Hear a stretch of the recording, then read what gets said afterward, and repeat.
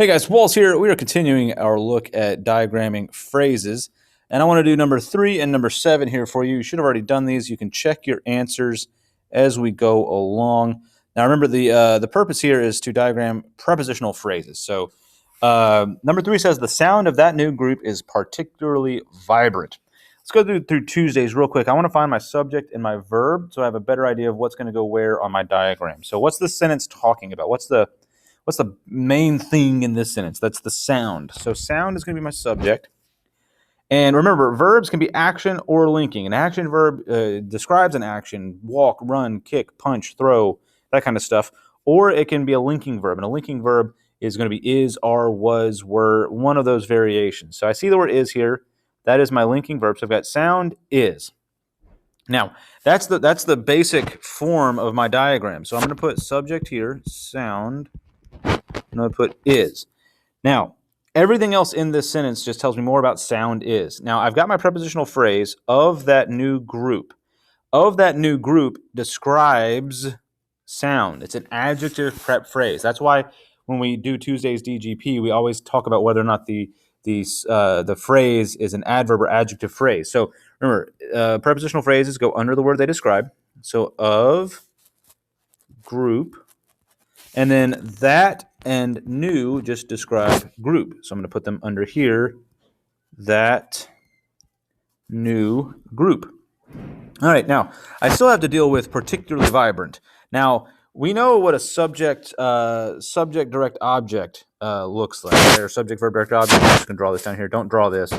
But we know if we have a direct object, it looks like this. I've got my subject, my verb, and my direct object over here. In this case, I don't have a direct object. I have a vibrant, which is an adjective. So let me see here. So instead of that, I need subject, verb, and then predicate, adjective. So what that's going to look like is this. Sound is vibrant. Now, what kind of vibrant? It is particularly vibrant. Particularly. There we go. So whenever you have an adjective, sound is vibrant, that it's going to look like a direct object. Sound is vibrant, but instead of a direct object, this is a predicate adjective, and that little guy is slanty. The post is slanty. Okay, number 7. Beautiful clipper ships once sailed across the seas. Again, what's this sentence all about? It's about the ships, right? So ships is going to be my subject. What did they do? They sailed.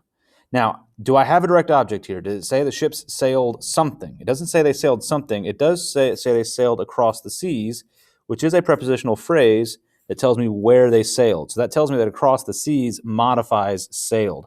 So I'm going to draw my plus sign, and I'm going to say ships sailed. What kind of ships? They were beautiful clipper ships. I'm going to abbreviate that. Beautiful clipper ships. Where did they sail, or when did they sail? They sailed once. And where?